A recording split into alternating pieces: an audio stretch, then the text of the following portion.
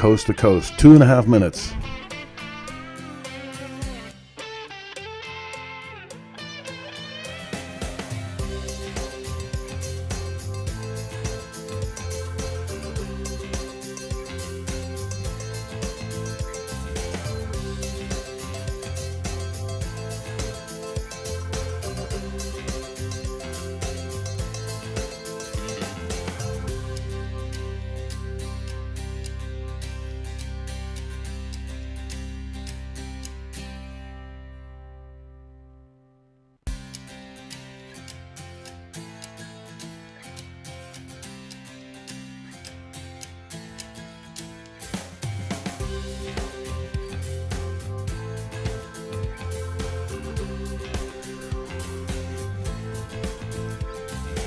Marty Zavosco, Dayton, Ohio. Good to see you, man.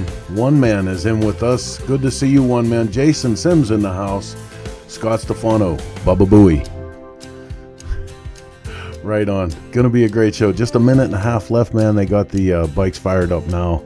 They're getting ready here in the studio to tear out and take you guys on a ride this evening, coast to coast, with Chris Simmons and Mike Lichter.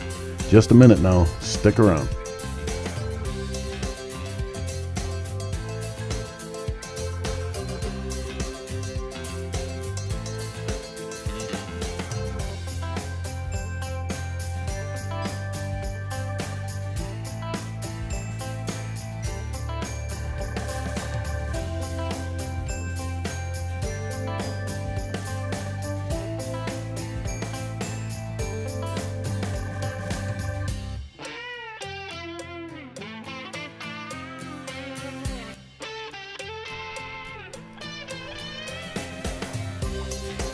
"30 seconds. We're across the half-minute line. That means it's time for me to turn it over to the true professionals. Let's get this one out of the barn and up onto the racetrack and go live with this week's installment of Coast to Coast.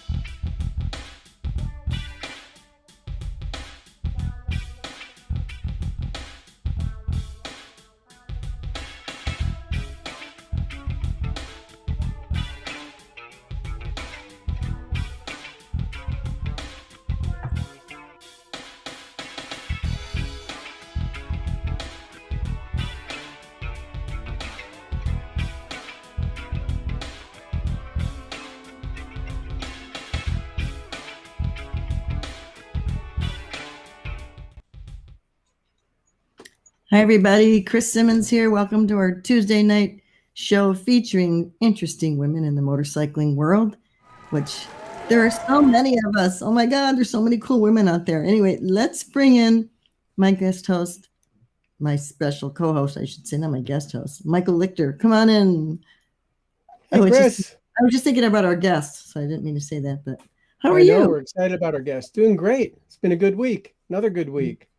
Yeah, man, I read that thing you wrote on Arlen Ness. Really good. Thank you very much. I guess I can be considered his biographer. The last number of years Arlen was alive, and people would call him and say, they have questions for me, and say, just call Lichter. That sounds about right. Yeah. I kept it straight, so that was all right. Yeah. And now a real cool thing, because I know we're going to talk about events. So I did mention I'm going to the Tennessee Motorcycle Revival. That's just in a little over a week. I'm leaving in a week.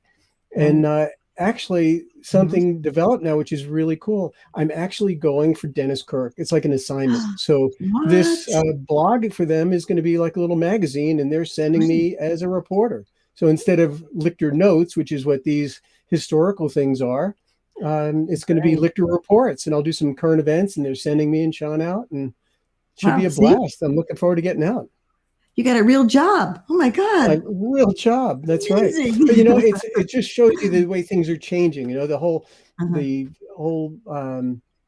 working model for magazines, it's just all changed. Just as Cycle Source is doing a great job, and they've developed and evolved to become source media and have all these things, including our broadcasts here. And same thing now, companies are stepping up because they realize they can go right to the consumer, and so it's kind of neat. lot of We're so lucky opportunities out there. we get to do this show every week. It's really been fun for me being home, and I'm actually leaving next week too. I'm going I know. airplane off the island. We're going to California, so it's going to be You're really leaving fun. before me. So, and you're going to be next week. Still be in Boulder for our broadcast. I leave the next day, but you're going to be on location. Yes, I will be. And I'll be fishing. I'm going to do some fishing. I'm going to ride my motorcycles, my old motorcycles. I can get them started. Which bike are you going to ride up there? I'm going to rep my 34s up there. It's running really good. When I did on the Chase last 2 years ago now. It seems like last year. It's like this whole year, you know. It's kind of like we hit the pause button and like the whole world just kind of stopped. At least for me it did. Maybe for some people it didn't. For our guest it definitely didn't. It definitely did not. So yeah. Yeah. But, yeah. So what else is going on? Well, like I said, I'm looking forward to that event, but I got a lot of work just getting all my equipment lubed up and ready and lubing up my trigger fingers and all that kind of stuff. And then we'll see after that, you know, it could be possibly we have an event in New Mexico, right? We got what do we have after that? Memorial Day, Red River. So that's coming up soon after and for Memorial Day. And that should be another great run. There is a women's event coming up on the 21st and 23rd. The Litas having their annual cookout, and I think it's in Houston. So that's cool. Right. And again, I'm guessing you're supposed to check for me, but I'm guessing that's an all women's event. I'm pretty sure it is. Yeah. But, you know, you're with me. You can go anywhere. Okay. And they do look like fun. I'll tell you that. But anyway, so that's going to be a great event. But you know what? I think we should cut to the chase. We do have our wonderful guest, Kalen Thorien, coming on in a moment. But we have something new for our viewers this week, which is going to be very cool. And it's a new segment we're adding on. And to be sure I get this right, we're going to look at Louise Sherbin, who was born in 1903 and lived for 100 years. And Louise. I guess she was Louise, I'm sorry. And she was a personal friend of yours and one of the subjects of your book, The American Motorcycle Girls, 1900 to 1950. So let's look at this, look back, incredible women in motorcycle history, a short 2-minute segment for our viewers.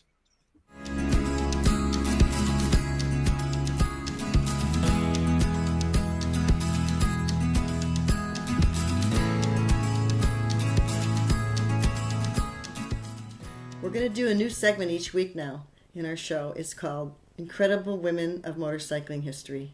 How fun is that, right? Anyway, this first woman I want to tell you about is my friend Louise Sherbin. Louise was born in 1903 in Waterloo, New York.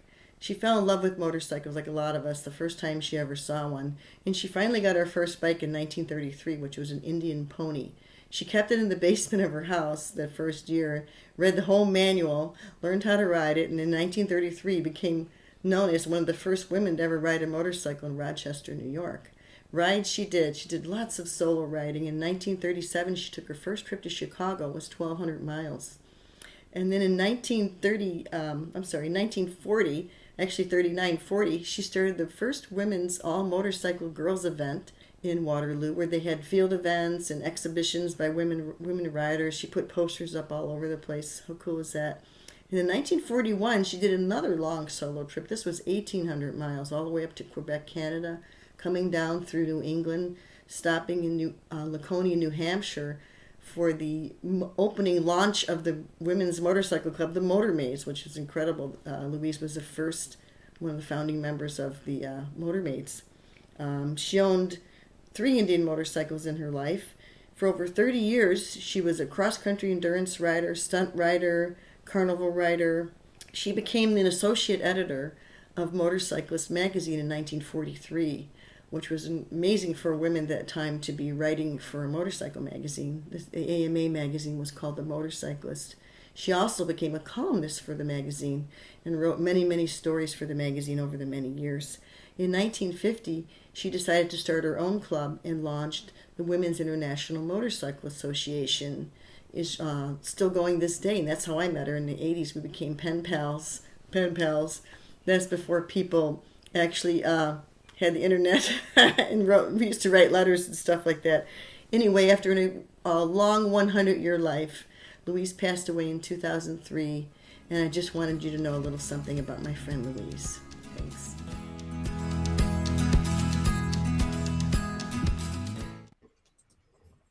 Well, that is so cool. It's what a great addition, Chris. You did a great job. And of course, your book is beautiful. And if people are interested, they can get the print copy off of your website, chrissimmons.com. But that's really a great treat. And I'm looking forward every week to getting a new, hearing about another one of your friends. The only thing is, I think there should be edition number 2, 1951 to 2000. Yeah. There's other books coming out on women writers, but you have the platform now. Like you have, I could see it looking just like this and have this historical context. And there's a lot of women that, in 1960s that aren't writing anymore, in 70s and 80s that you could include in here, as well as some of the younger writers that are writing today. So I think you sound like my husband now. You're pushing me. I'm pushing you. That's what I do. That's what I do. Yeah, so, it was so fun doing that. I'm getting to meet all those women, because when I did that book and came out in, I think, 2009, there were actually 9 women that were still living when I did that book. Now I think there's only like maybe 1 or 2. So it was great to be able to get their stories and get to know them a little bit and share them with the world. But yeah, we'll see. Maybe we'll get to work on that. Let's see. We'll just put it on the calendar. It's your neck. Come on, you got time. You could do it. You could squeeze it in with all your farm duties, right? My farm and my dogs and my fishing. Yeah, okay.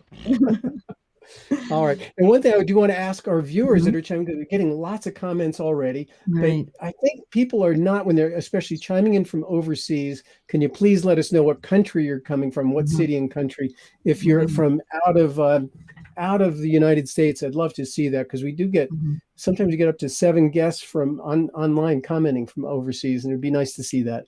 Right. That's, I think we should jump to the right now. Let's bring Kalen Thorien in, and really excited. Amazing woman writer, and just back from the El Diablo on her new Pan American. She didn't have it down there, but she picked it up in LA. So we got a lot of exciting stuff. Let's bring Kalen Thorien in. Let's bring her in. Come on.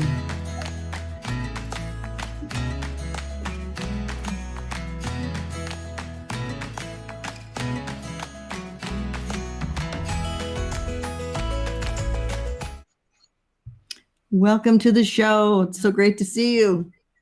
You too. How's it going? Great. That beautiful motorcycles behind you there. Wow. How cool is that? What a great background. That new Pan American. How was it? It was amazing, man. It was really, really incredible. It's the first adventure bike I've ever ridden. And, I wasn't really sure what to expect. And, I was a little intimidated at first because it's tall and it's a bit of a different beast, but second I blipped the throttle, it was like, yep, sold. I'm in. I love this. Yeah. Out of curiosity, how tall are you? I was going to say, how tall are you? Yeah, I'm 5'7". Maybe just a little under 5'7". And so Alan set me up with the lowest seat that comes with that Pan America.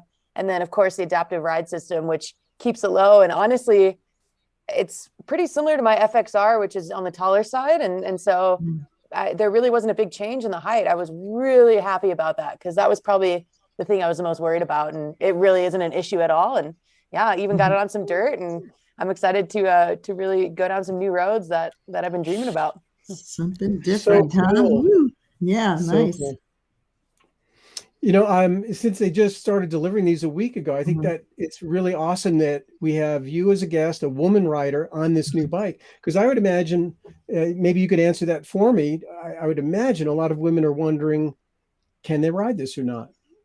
So that is the biggest concern for sure, is the height, and how big is it? And of course, plenty of women out there we know as riders, like, we can ride anything, any bagger you throw at us, you throw any bike at us, but this one still kind of puts a question mark out there, and quickly putting that myth to bed that it's too big for ladies. Even if you're under 5'7", I think most women can handle, height-wise can handle this bike. And I think Harley was really smart to keep us in mind and keep us shorter people in mind for coming out with this, because as we know, more and more women are getting on the bikes, and we want to have some fun too. And so I'm really happy that this is user-friendly for everybody. Of course, we're so anxious to hear about this whole trip of El Diablo, but I think we should save that for a little bit later, because a lot of people are meeting you for the first time. So maybe we can go back to where you got started, and even pre-motorcycles, how you had developed 175,000 Instagram followers before you ever got on a motorcycle. I bribed somebody. Yeah, no, my roots come from skiing. I was a professional skier for a long time and still do that, but started in the ski world. I was just a ski bum, started late, but tunnel vision, that's all I wanted to do. And so I moved out to Utah when I was 18 after high school and became what we like to call a ski bum. So you work for very minimum wage, but in return you get to ski all the time. So I was a dishwasher and flipped burgers and did all that and worked up at the resort and lived up there at Alta and slowly got better at skiing and eventually was able to link up with some photographers and some people in the industry and slowly get sponsored. So just like you see like sponsored skateboarders or sponsored surfers, it's the same concept.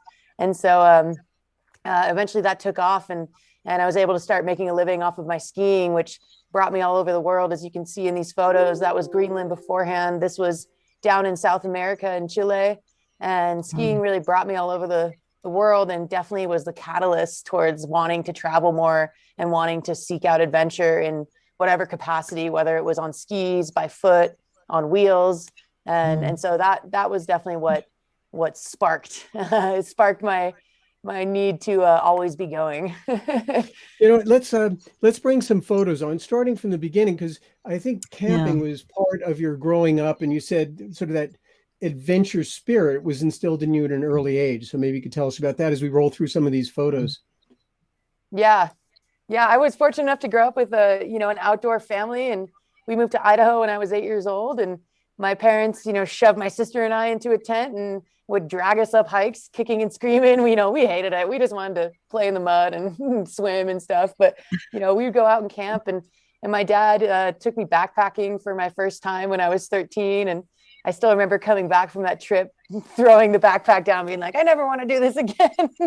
And blisters on my feet and just hating life. But it did, create a little spark. It planted the seed in the back of my mind that this was actually something really special. And so my parents if you would have asked them, 15 years ago, if they thought I'd be where I am now, they probably wouldn't no, she's going to, be a lawyer or graphic designer or something. I was going to ask you that. I was going to say, if you weren't doing this, what would you want to be doing? Not what your parents wanted you to do, right? I came really close to being a musician, a classical musician. So super close, but skiing kind of grabbed me away from that and subjected me to a vagabond life and that just snowballed into other activities and eventually into motorcycling, as you can see. That's amazing. Nancy Weems is asking a question. How fast do you go when you're skiing? I recorded myself once on just like a groomer, like a downhill run, like you see a ski resort. And I think I got a little over 80 miles an hour. What? And you got your beat, Michael. Just for a second, and hung at about 70, 75. And that was fine. That was enough. That's good. Do they still do speed skiing? It was an event. I photographed it down in Silverton before there were any lifts down there about 35 years ago. They had special suits and special helmets. Does that still exist? I think so. I've seen it. They have the crazy suits. They're going like 120 miles an hour or something. I mean, but they're just like everything. There's literally no moving. You just go zink, just like drag racing. There's no budging. You focus on the horizon line and that's it. Yeah, no thanks. I'm okay. Wow. I'll stick to the soft snow and the cold beer at the end. So Steve Broyles is asking, what do you play? I think we saw a bass guitar in one of those pictures that you had, but do you really play the guitar? What I was gonna make a career in is actually the viola. I was an orchestra nerd, but I do play. I dabble in the bass a bit. I'm not great at it, but I enjoy it. I like to just play, along with music that I like Zeppelin and Tool and things like that. And then the viola was actually like, I've been playing it for over 20 years and was going to go to college for it and eventually be in a symphony somewhere and, do all that. But I went that way instead. Out of curiosity, can they do the equivalent of playing a fiddle with a viola, or you can't do that? You kind of can. It's a lower instrument, so it's like a whole octave like set lower, but you definitely can fiddle. I've seen it. It's pretty impressive, but it's not quite as easy as a regular fiddle. It's a slightly harder, it's a slightly bigger instrument, so you can't move quite as quick. I could see you playing bluegrass for some reason. I don't know, right. getting out there on the road. So don't hate me, but I actually do not like bluegrass. There we go. Everyone wants me to play bluegrass. I'm like, no, like I would rather play like metal on my viola. Metal on a viola. There we go. Do you listen to music while you're riding? Oh yeah.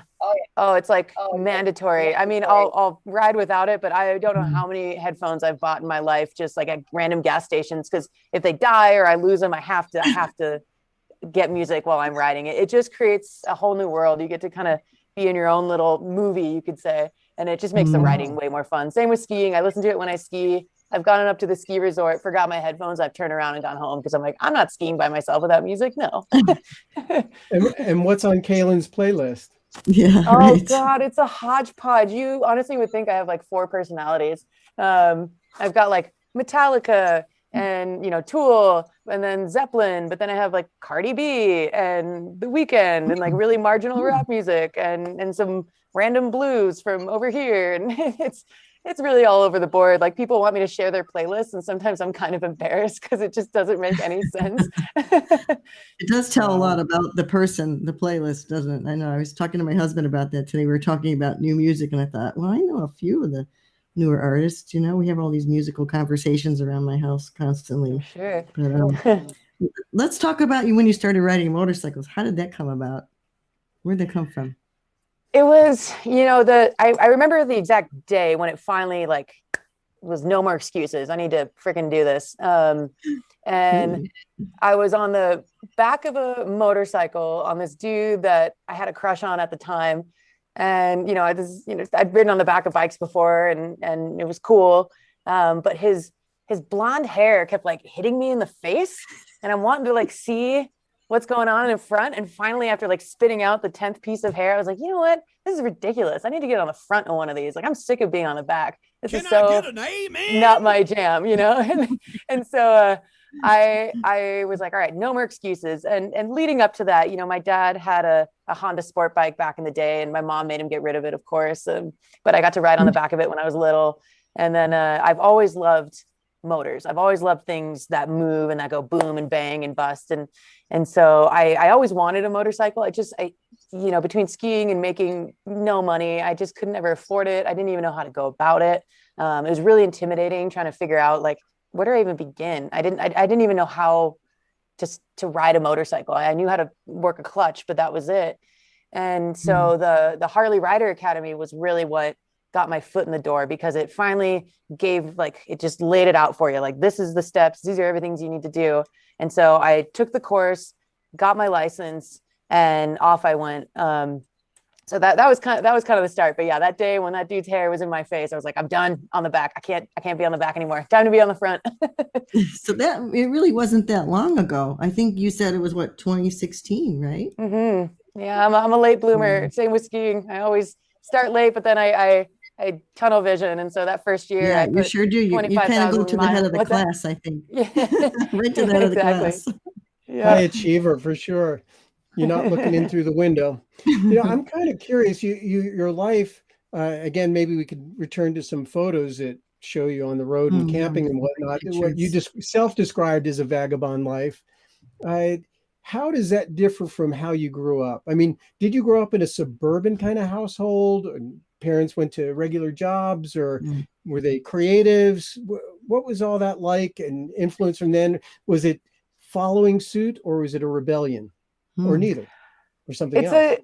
It definitely was more of a rebellion. I grew up in a very standard lower middle class family in Idaho. Both my parents worked really hard to support my sister and I, so we could chase our dreams. And my mom and dad both always, pushed do what you want to do what you love. So they instilled that confidence of not just following the norm. But there was a bit of rebellion for sure. When I got into my teenage years, I was a little punk rock anarchist running around in my Dickies and Converse, listening to the Clash and the Ramones and metal music and saying, fuck you to school and not wanting to do the straight and narrow. It just seems so boring. And so yeah, in high school, I really started to branch out, and skiing really was kind of my, my escape. It's where I felt most like myself. And so it was that being outside, being in nature, being away from people and the crowds and the normalcy of the routine.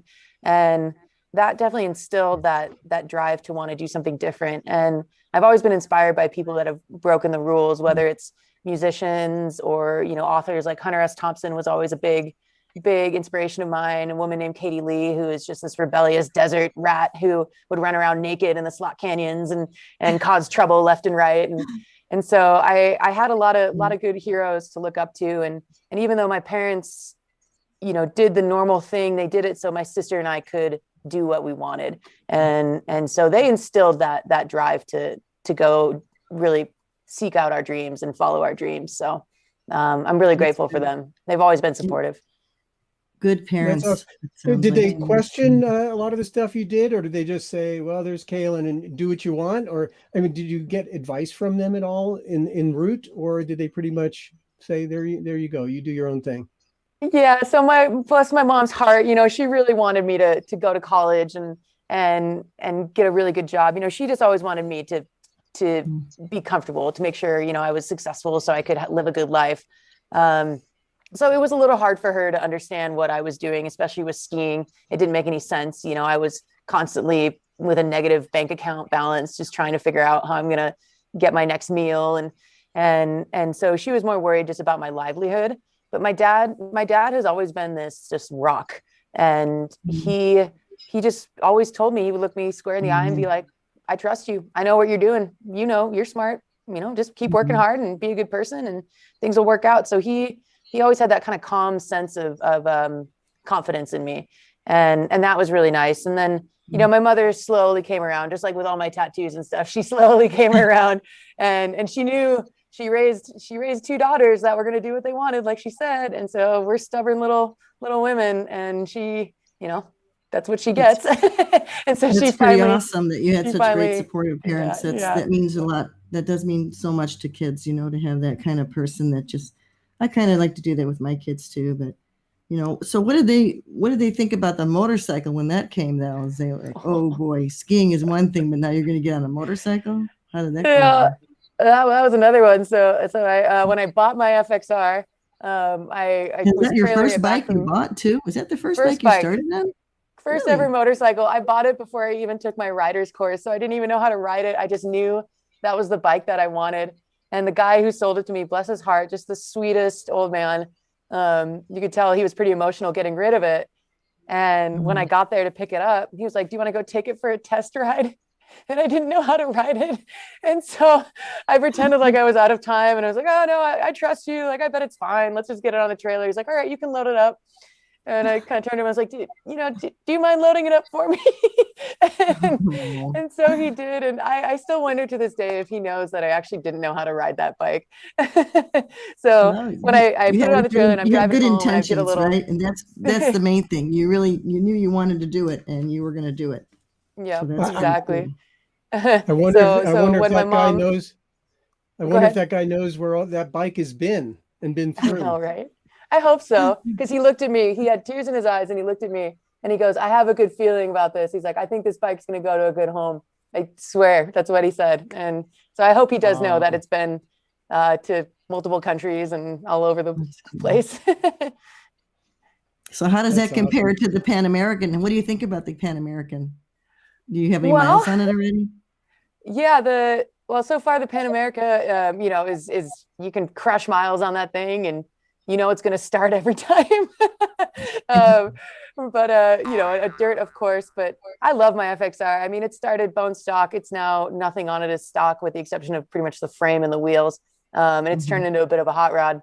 And so, two different bikes, two different attitudes. My FXR is fun to piss off the neighbors with. The Pan America is fun to explore the world with. And don't get me wrong, the FXR and I have been a lot of places. She's my original adventure bike. I would say, I know you told us in the pre-show that you actually shipped it to Europe, right? I did, yeah. Yeah. Wow. Tell us about We that. actually have some pictures of that if we jump ahead. Yeah, we have some great pictures of that. It's a little ahead to 21. Yeah. There you go. Yeah, we're bumping around here. So that was in the Furka Pass in Switzerland right there. So these roads are a dime a dozen out there. I mean, there are roads where you're just like, who decided to put a road there? That's absurd. And so it was, I really got good at tight radius turns on this trip, and just ripped around. I mean, it was incredible. You really could just go anywhere. And for those that are wondering, super cool program that Air Canada sets up. You can actually fly with your bike overseas. So my bike was actually on the same flight as I was. And so it's out of select cities in Canada, 2 select cities in Europe, and it costs about $2,000 round trip to do it. But that way, like, you get off your plane, your bike's there, you load your bike, you come off the plane on the other side, everything's right there. You're not waiting for shipments and that. And it's really easy process. I hope they bring it to the States. Honestly, I hope someone like Delta catches on and does it, because it's really cool to have your own bike over there, especially one like this. I mean, it turned a lot of heads. I didn't see a single FXR while I was over there. Wow. What a cool idea for the airlines. Boy, I tell you, a lot of people would want to, because, like you said, you don't want to ship your bike and maybe it's not going to show up, or, a little late. Yeah, it takes forever. It's expensive. So how was it riding in Australia? I know we have pictures of that too. That must have been just awesome, huh? That was really, really cool. That was a late night. I may have had a few beers, and I decided, I remember I was in the bathroom and I was looking at flights to Melbourne, and I was like, these are pretty cheap. Fuck it. And I booked a flight, and it's like, I'm going to Melbourne. And I hit up the guys in Australia, the Harley dealership over there, and they're super kind to give me a sport glide to take. And I get over there, and this is gorgeous, brand new orange sport glide. And it's downtown Melbourne. I'm like, holy shit, I have to leave this dealership and drive on the other side of the road, like right off the bat. And so the whole time I'm just like, okay, throttle hand is on the inside lane, like just remember that. And so I did. And yeah, got to, I mean, what an incredible place to ride. It's got pieces like the Highway 1 here in the States. It's got the Great Ocean Road, which is stunning. It's got these jungles that look like they're out of Jurassic Park. Absolutely incredible, with perfect roads, and you can get to beautiful oceans. And I only explored that little lower area of Victoria. I definitely want to get back and explore more, and would love to bring a Pan Am or have a Pan Am over there and really get out into the outback, mate. Yeah, that would be a great bike for over there. How is it when you get into a roundabout and you're like, which way do I go? That's how I was when I rode over there. I was like in the roundabout thinking, okay, I can't keep going around. Oh yeah. The second you lose focus, I lost focus once and I went into the roundabout completely the wrong way. And I'm just staring at a car coming at me like, shit. It was pulled over. It was so bad. It was so bad. Luckily I didn't have too many mishaps, but the roundabouts. And then if you just get out onto an open highway and there's actually no cars, that's when you can really get bunged up, because you kind of forget and you just end up over in the other lane until you see a car coming at you. Yeah, I did that in Tokyo. Not fun. Anyway, let's take a quick commercial break, and then we'll come right back. And I want to see some more of your pictures and talk some more for sure. We'll be right back, everybody.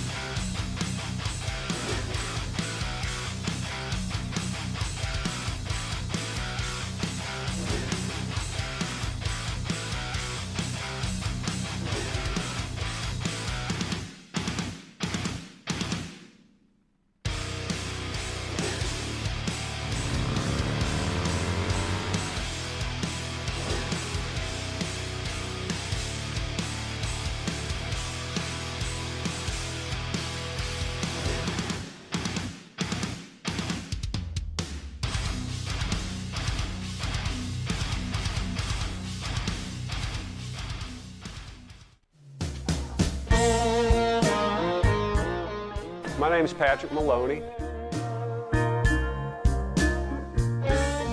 Most all my friends call me Mo. You know, I liked motorcycles and hot rods long before I could drive. I remember looking out the window of the family car when I was a kid, and my mom would see me eyeballing that guy on a Harley and just knowing it was just burning her up.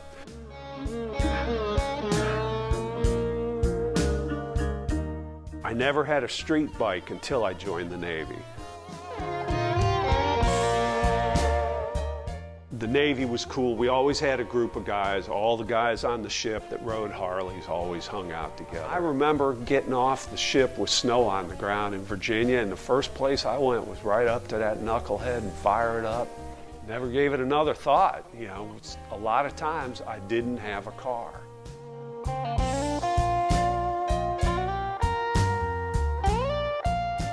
That's how I got into biking. 6 months later, I bought another one.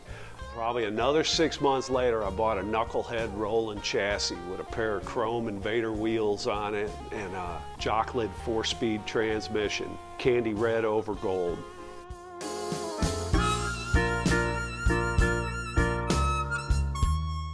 Right in the middle of a trailer park, I found a knucklehead motor. Bought that motor for $350 in 1982.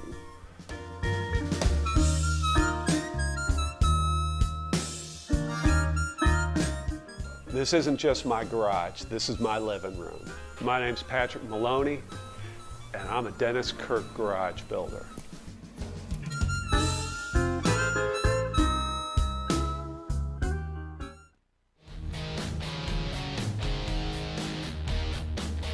Hi, I'm Tom. I'm with Banks Brothers Motorcycles. One of the things I want to show you today is our new improved engine puller. The changes to this machine has been in the arms and in the hands. We put heim joints in the hand to allow rotation of the engine, which makes it easier to get it in and out of the frame. With the angle change, we have equal clamping pressure on them. And over here we have what's called the posi lock, which allows this to be locked in place and the engine can't swing from side to side. And we're going to show you just how easy it is to pull the motor out of the bike right now. George is actually going to come in, make contact with the cylinders, tighten it down, and he'll pull it out of there. You lift it up, rotate it, and bring the assembly out of the frame. You see the motor starting to move and it centers itself. This allows no side play once the motor's in place, and it keeps it safe, it can't fall out. Visit BanksBrothersMotorcycles.com to order your Banks lift. Wow. We have the coolest commercials. I say that every week, I know, but that guy, Patrick Maloney, what a cool dude, you know? Man, and that $350 knucklehead engine he found in 82, Yeah, right. I like that too. It's a cool old picture, and the bike he had on the lift there was awesome as well. Well, you know me, I like the old bikes too, for sure. It's and then, very and then cool the what torque- they're doing with this garage build project or program, because I guess he's almost like the builder of the week, but very cool. Right. It's really cool. And then Torque, did you catch any of the Torque show last Thursday night, 9 p.m. Eastern time, the new show Torque? I saw a little bit of Roland Sands was on. That was kind of fun to see. Actually, I started watching it in replay. I'm just cranking on deadlines here, but I have it open on one of my browsers, so I will finish it. I started it. It looks great. There was another guest on with him. I forget who it was, though. I can't remember. Wait 1 second. I hate to butt in on you guys, but I have to tell you, Michael, you have to go to the part of the show with Roland's interview where his daughters come on and mug him right on camera. Like it's great. It's so sweet. I'll watch the whole show. It's open on my browser. Right on. Cool. So, Kalen, we need to find out more from you. You know, I want to know. Like when you're traveling around all these different countries on your motorcycle, do people treat you the same as in the United States when you ride on a motorcycle? Is it different, or do you notice anything? I hope she's here still. Did you hear my question? Yeah. Is it different when I go to other countries on a motorcycle? Yeah, I mean, do they treat you the same as in the States, or is it different? It's pretty similar. I mean, everyone's always stoked, but I will say riding a motorcycle in Mexico is so fun because people are just jazzed. They just come up, they want to know everything. They're super curious about the bike, super curious about you. You know, it's not every day you see a woman, let alone some like blonde gringa coming through, on a Harley making noise. And I just end up just chatting with people forever. I love going to Mexico. Mexicans are just the best. They're super, super interested, and they just, they're coming out with cold beers and tacos, and they just want to know everything, and they invite you into your house, and they just want to become your best friend. And so I really, really love riding down there. Europe was pretty similar. There's a lot more of the adventure bike folk there. So, my Harley was kind of like, that doesn't seem practical, young lady, but then you just whiz by them and prove them wrong. Love it. Well, while we're on it, why don't you tell us more about the El Diablo? And I'm kind of curious, you left Salt Lake, and I know you left on your own. At what point did you meet up with anybody, or did you go all the way to San Felipe by yourself? And then please tell us as much as you can about the event, what that was This like. was recently, right? Wasn't this just like last week? Last weekend, yeah. So in the past, I've ridden down to EDR and stuff from Salt Lake on my FXR. This year, the FXR was getting a top end done and wasn't quite done in time, unfortunately. So the guys at Biltwell were kind enough to loan me that red Softail you saw there, which is Bill, the owner's bike. And so I actually flew down to Temecula and got to ride with the boys, with the Biltwell guys, to San Felipe, which was really cool. Because usually I would go solo and just meet them there. But this time I actually got to enjoy the ride from Temecula, which was cool. So we rode down, got a nice early Bill Bryant start of 5 a.m. and took off, and we got to San Felipe, an EDR called El Diablo Run. If for those who don't know it, it's an event that Biltwell puts on pretty pirate-like. There's no tickets, there's no reservations or anything. You just show up, and some people get hotels, some people just camp on the beach, doesn't matter. And it's just really a good old school, good old fashioned chopper inspired motorcycle event. So they've got beautiful bikes there. They had dirt races. They have giveaways, and then everyone just comes down and checks out bikes, checks out the races, eats good food, drinks cold beer, swims in the ocean, gets silly till 4 or 5 in the morning, and then do it again. And so it's really a good raw event. I really like it. It's bare bones, simple, rock and roll, good shit. Right. Somebody asked about what is the percentage of choppers? Were there a lot of choppers there? Percentage, God, that is a tough call. Out of the couple of thousands of people, I mean, I would say at least, correct me if I'm wrong, anyone out there, I would say at least 40% are, choppers. And then you start seeing older bikes, like, my FXR kind of is between the really old school bikes and of course like the new models, and you see a lot of that too, a lot of those kind of mid to late 80s, early 90s motorcycles out there too. And then of course some new bikes as well. No Pan Americans yet, but there's an array of just bitchin' bikes at that event. And then when you decide to go explore Baja a little further, the dirt roads can get real fun real quick. So were you on this by yourself or with friends? So this was after EDR. I tagged along with the Biltwell guys, and I almost lost the bike here in some sand. Oh God! I unfortunately earlier I did actually dump the bike. It didn't quite make it. There was some deep sand in that. But after the event, the Biltwell guys and myself, we headed further down Baja to Puertecitos and Gonzaga Bay to just do some good old fashioned beach camping, no cell service, fishing, swimming, really low key, just kind of decompression. And, we shot some stuff for their catalog as well, but it was just a really great way to kind of finish off and feel a different side of Baja. EDR is party, party, party. And then the other side of Baja is actually very tranquil and beautiful and calm. And so it was a good sort of two sides of the story there. Well, you camped out afterwards, but what about during the EDR? Did you, were you in a covering or in a rental of some sort, hotel or on the beach?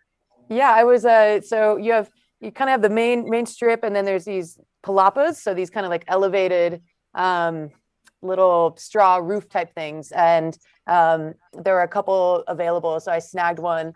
And if you stay in the palapas or you camp, you just got to be ready to be awake the whole night, which I was okay with. I like to get a little silly at these events, and so it was no problem for me. But if you want to sleep, I don't recommend camping. I recommend getting a hotel.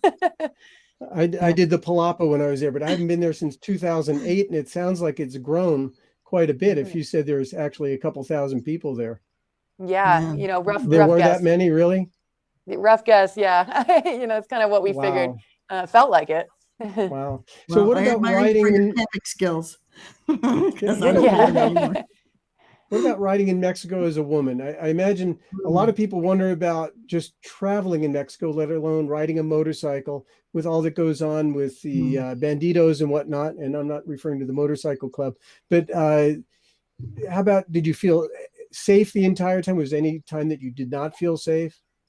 Yeah, you know, every time I've gone to Mexico, I've never had a single issue or moment where I felt uncomfortable. Mind you, I've never gone solo. I'm always with, you know, with a crew or with some people, but, you know, there are times when maybe I've had to leave early or branch off, and I've never once felt uncomfortable or unsafe. You know, you're just be smart. Don't be some, you know, annoying freaking drunk tourist. Don't ride at night. Like simple rules like that, and you'll be just fine. Don't go down back alley streets. It's just like any city in the States, you know, you treat it just like that and you'll be fine. I've had nothing but positive experiences in Mexico. It's that whole old motto that my friend Annie taught me years ago. Don't be an asshole. Exactly. Don't be an asshole and you're fine. You know, smile, be kind, you're good. Smile goes a long way, even if you can't speak Spanish. That's right. God, your pictures are just so beautiful, I have to say. And I know you take a lot of these yourself with your timer. You were telling us about it. Yeah, well, that one I didn't take myself, but that was out in the Sierra. I was doing I do want to ask about the photography. While these pictures, you can keep rolling them, Chris, but like a shot like this, did you shoot that yourself or was somebody else shooting it? That one I did happen to have someone else with me. I was doing I did a 270-mile solo through hike of the Sierra Nevada mountains.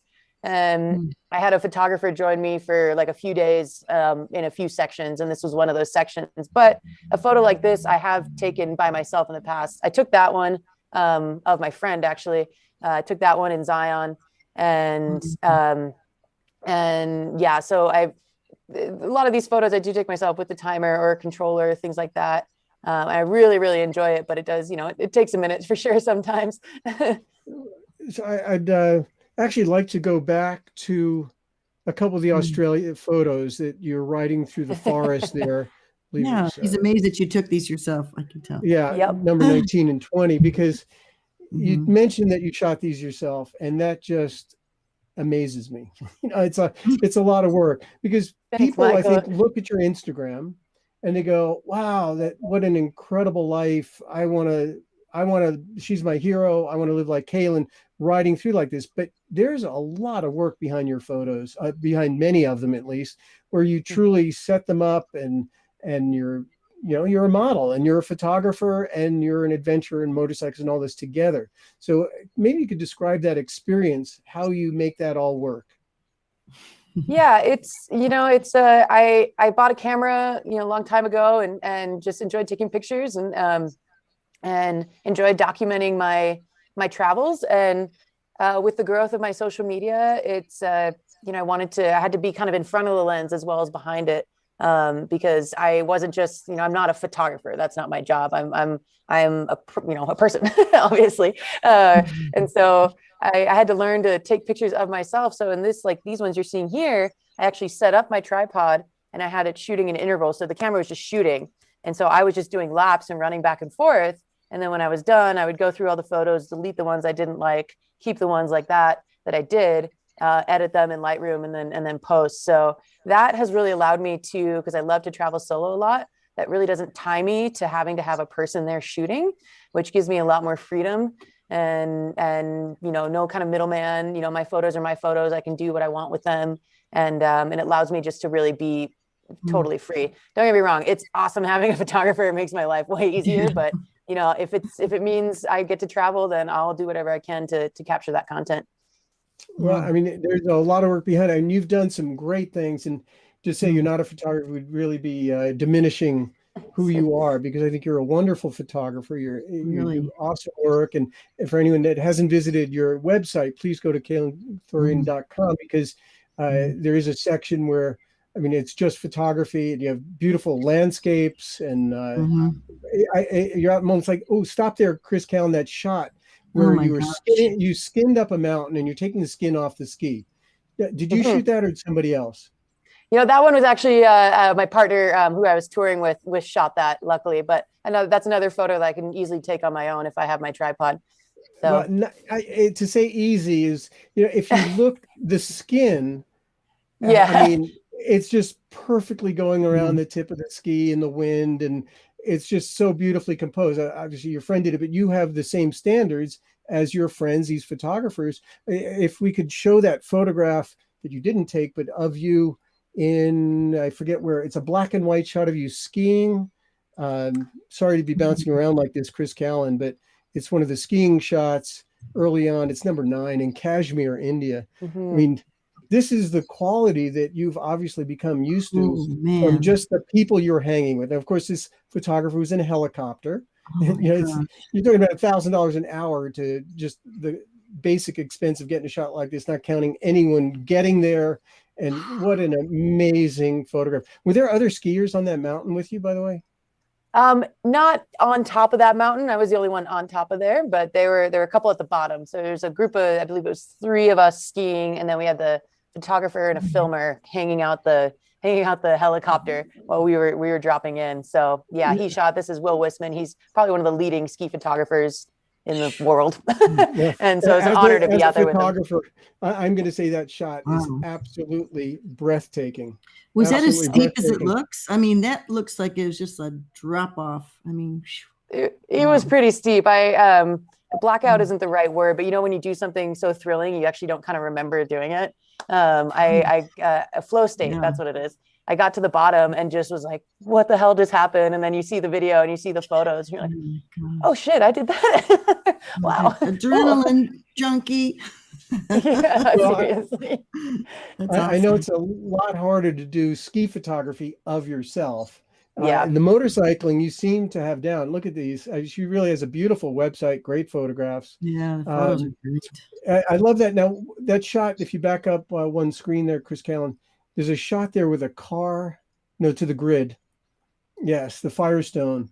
I presume you took that shot? I did. That was the one time I actually got hired to kind of be a, like influencer photographer. So I had a lot of fun on Firestone coming out with their new mud terrain tire. And so I really got to be creative and not have to be in front of the lens. I really got to just play behind it, which was really fun for me. And that's a beautiful photograph. I mean, thanks, Michael. Composed and just well done. So number 5, go to 5, the camping at night shot on our photos that we have. Oh yeah. And I'm really challenging Chris Kalen here, bouncing around. I know it's easy for our engineer. Yeah, we're bouncing around tonight. I mean, and if you look at the original, I think it's hard to see on the screen, but the stars are well done. Oh, wow. And it's a beautiful shot. Did you shoot this one? I cannot take credit for this one, but I will let my buddy Will know that someone as amazing as you is complimenting his work. So I've been dabbling in night photography. I'm getting better at it, but yeah, super, super stoked. So that was my house that I lived in for a few years. And that's Frances, my Land Cruiser, who's still going, still have her. Yep, that was my home on wheels for a while. Wow. And I know you've done shots like this. That's why I called it out. It could have been one of yours. I think your website could actually be called Kalen Thorien, The Vagabond Life.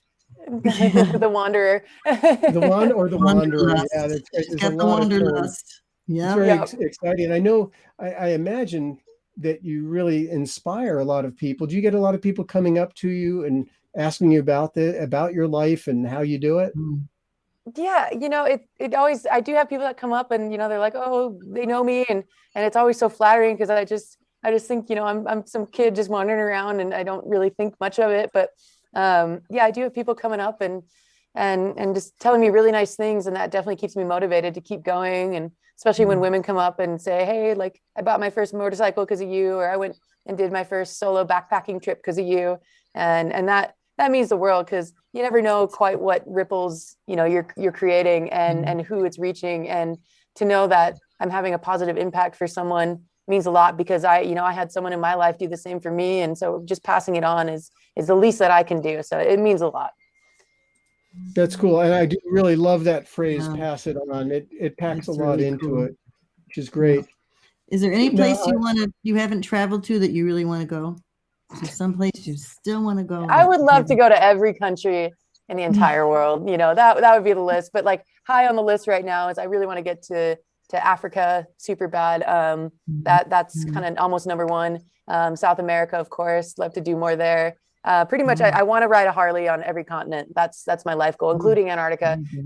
The logistics on that one will be interesting, but we've got people chiming in. Somebody from Ireland says hi from the little one in the west of Ireland, and then we have someone, hi Kalen, great shots from your follower in Malaysia. Yeah, Malaysia, cool. That's another place I want to go. I really would love to get that Southeast Asia area is just stunning. I've been to Thailand and that's it, and I want to get back, especially on a motorcycle, of course. So, I'm a little curious about your social media, and like how often do you have a set thing? Do you like posting every day, twice a week, 3 times a week, anything like that, or do you have a goal to do a certain number of times? I try to post daily. Just to keep things going. But, you know, there's time, like I'm actually leaving tomorrow and I'm going to be out of service for 8 days. So, you know, if I was smart, I would set up some sort of schedule Instagram thing and it would post for me. But yeah, sometimes it's, oh, well, but, you know, try to post every day. And then it's really fun to kind of accumulate, like on these trips, get together a nice story and then share it with everybody when I get back. So yeah, in 8 days, look for, what I'm assuming will be a misadventure. Do you do any of your own mechanical work? No, I can dabble. I can do some basic stuff. This was a sad moment. This is when my Evo blew up because I was being a bad Harley mom. This was year 2 or whatever, and I didn't run enough oil in it, and it eventually blew the cam bearing and shredded my pistons. And but the blessing, silver lining, I got an SNS 111 in my FXR now, which is way more fun. There you go. Wow. Yeah, that's a rough lesson. You got to put oil in them, unfortunately. I know. It just was so silly. I was running like, you know, there's some oil and I assume like a car, like, at least there's some in there. It's fine. No. That was, you know, that's how I learned everything. I learned by making mistakes, or you learn. That's the best way to learn, honestly. So here was the diagnosis, and I found out and was like, guess what? You need a new motor. So you're like, uh-oh. Dang. Yeah. Wow. So what's next for you? What is next for Kalen coming up? Any plans? Yeah, it's a big year, Chris. This baby behind me is going to pretty much be taking up most of my time. I've got a lot of cool adventure bike trips planned. So going to be doing some in southern Utah, and then I'm going to be up in Idaho this summer.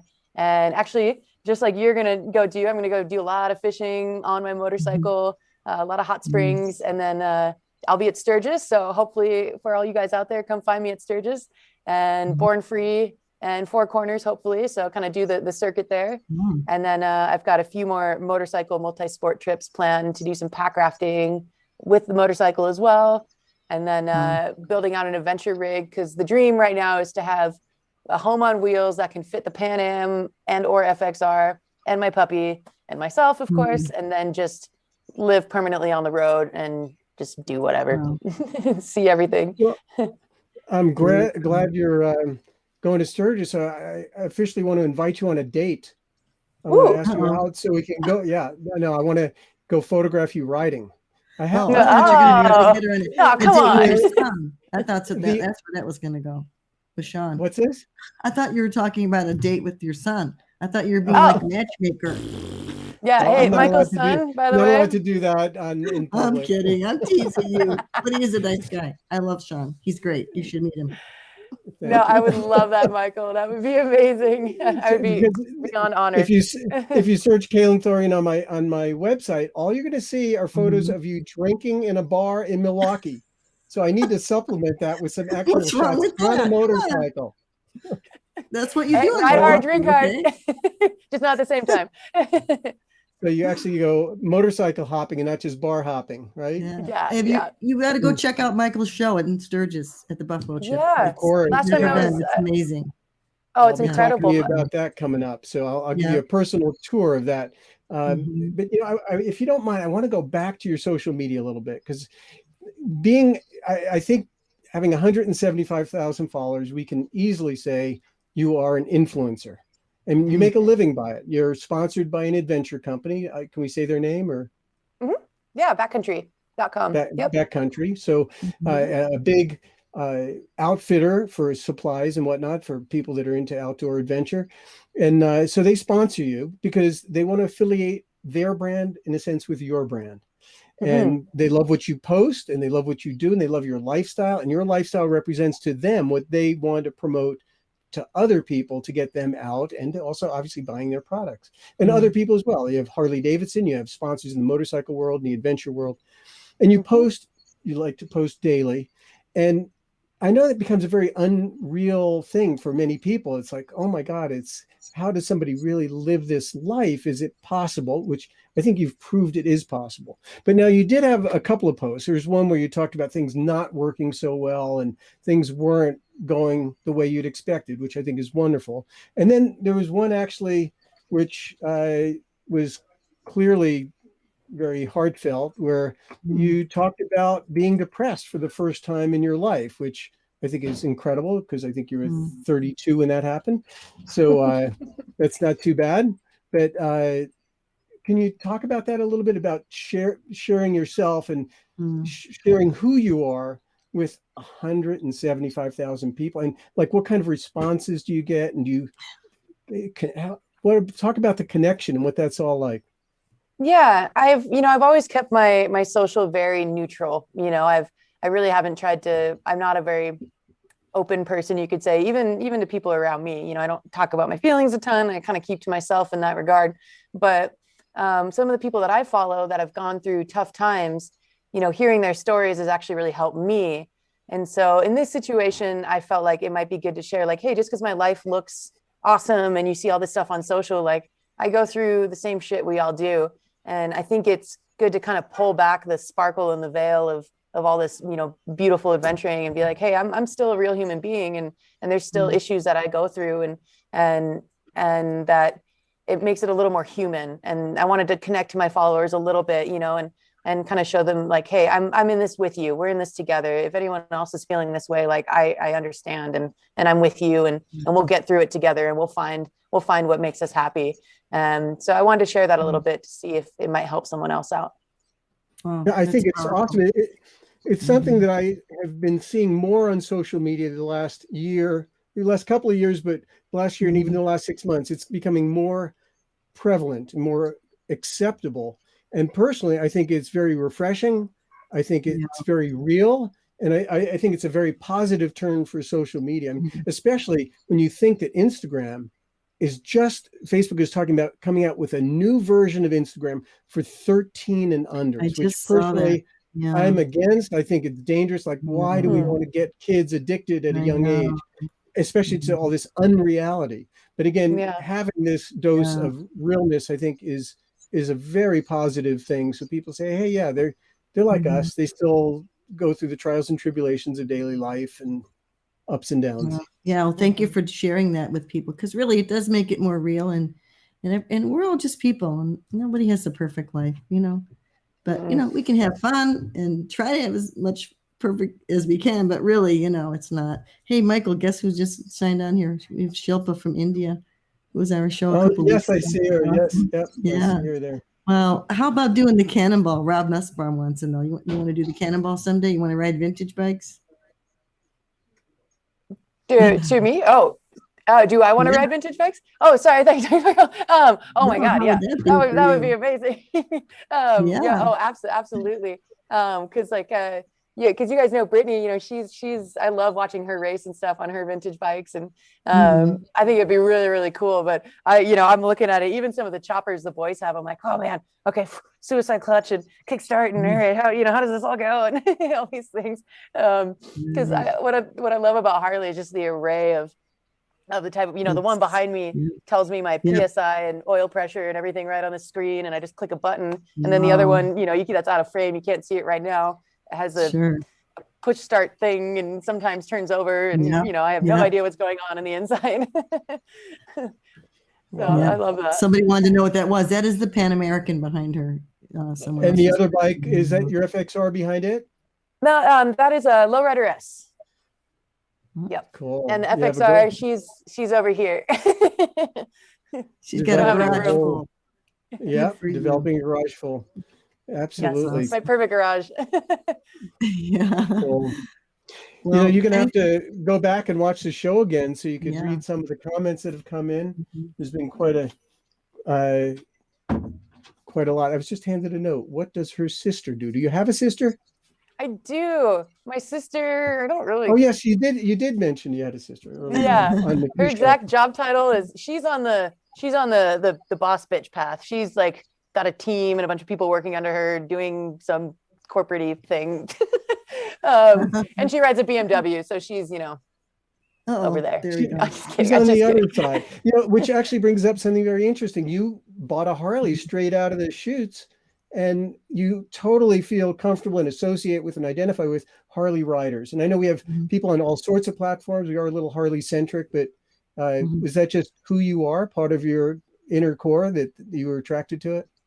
Yeah, it was, obviously 2 wheels are 2 wheels. I love being on anything that goes, boom, boom, go.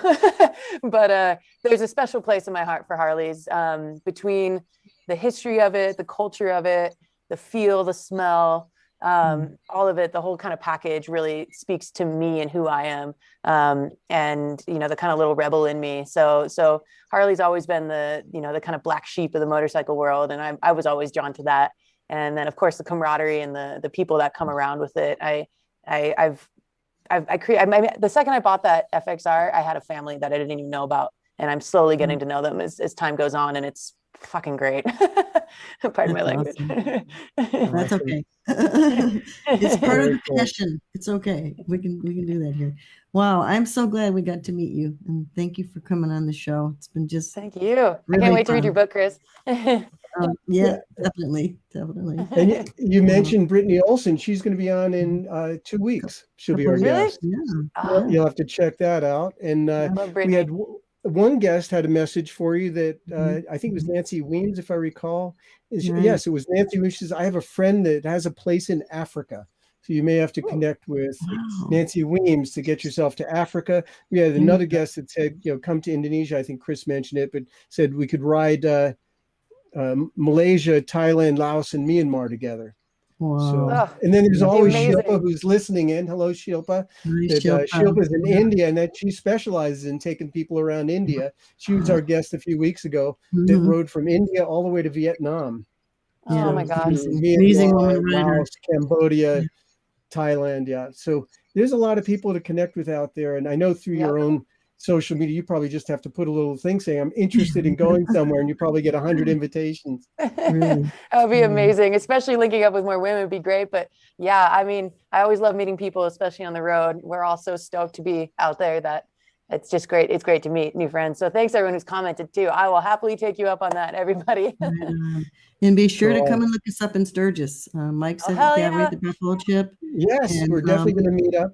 Yep, and I'm going to be out there probably at Biker Bells, doing a little special appearance at Biker Bells, which we usually do, which is a lot of fun. You can meet. You probably know a lot of the women that come to that anyway. Kelly Osdy and her group, the Wild Ride group, and my friend Gloria. Hopefully, will be out there with us. So, thank you so much. Be safe out there. Have fun. Thanks, you guys. Yeah. Catch me on the road, and don't be strangers, guys. Come say hi. I swear. Awesome connecting. So much fun. Thank you so much for being a guest. Yeah. Thank you. Take care. Bye, guys. Wow. Bye-bye. That was awesome. Huh? Yeah. Colorado girl. But I'll tell you. She hasn't slowed down at all, has she? No. Why should she? She's having too much fun. No reason. I mean, she's living large. What a full life. But I was really I meant it when I said and thanking her for being so real in her posting, because that is to me a negative of social media, that it puts it out, especially like for these young kids. They go, yes, that's what I want to do for my lifetime. I want to travel around on a bike. She's actually working at this. She's made it her job, and she does a fantastic job of it. So kudos to her. Still, like you said, it makes it more real. Like, I mean, even though your life looks perfect, maybe it's not, so maybe, don't compare yourself to other people on social media. Maybe that's the lesson in there, be inspired, but don't be hard on yourself about it either. So exactly. We're all just we're all just doing the best we can down here in this crazy world, you know. Can I get an amen? Amen. Totally. Well, you know what? I want to thank everybody again. Thank our sponsors in Chopper Town, and everyone who tunes in. Our Nancy Weems and all the people that show up every week. Mike Draco and all you guys. Thanks so much for supporting our show. Cyclosource Media Group, Chris and Heather, Michael for being such a good friend and helping us with this show every week. And Michael's website's up there right now. Check out his prints. And check out Chris's site. I do want to actually call out some names. My good buddy Jonathan Pite is up visiting from New Mexico, watching the show tonight. Steve Broyle, Scott Stefano, Nancy Weems, Mike Draco, Brian Pelletier, Scott Stefano, Mario Krim. I see him back. We have so many regulars that come back every week, which is really wonderful to see. And then for a foreign guest, Mike Podger from Prince Edward Island, Antoinette Doyle. She's the little one from the west of Ireland. Right. I love that. And I don't know if you know this, but I'm a regular in Ireland because my wife is from Ballyfermot, if you're listening, Antoinette. And Aryo Putra from Indonesia, Kamal Mansour from Malaysia, and Shilpa, our past guest from India. So, and I imagine there's more that I've missed, but anyway, I tried to get as many as I could. So awesome. Yeah. And don't forget, tomorrow night is Cannibal Chronicles. Their guest is Chris O'Brien. So you got to check him out. Oh, that's good. Oh yeah, definitely. And then don't forget what's Sunday night? Shop Talk. Shop Talk. Thursday night. Thursday night is Twerk. I'm not sure who they're going to have on 9 p.m. Eastern time. Thursday is John Jessup on Twerk on Thursday. Right. Awesome. That's so cool. We have all these nice shows, but thanks to all the hard work that Chris and Heather from Cyclosource Media Group put in to do these shows, because we wouldn't be here without you guys. So thank you so much. And I think our guest next week will be Leslie Porterfield, another fast Bonneville racer, cool person, does lots of cool stuff. And she's going to be great. And then followed by, it's funny, we have two racers in a row, the different kinds of racing. Leslie Porterfield, more known for Bonneville and speed events, and then Brittany Olson for vintage racing, but she'll be on the week of May 25th. Yes. A lot of good stuff. I'll see you from the Redwoods. I'll be signing in from the Redwoods next week. So, hey, the Redwoods run should be coming up too. It usually is the beginning of June, is it? I don't even know if it's happening. Let's check the dates on that for next week. We'll report back. There you go. Right on. Okay, be safe, everybody. Thank you so much. Bye. And we'll see you next week. I'll talk to you soon, Mike. See you guys. Chris. Good night, everybody.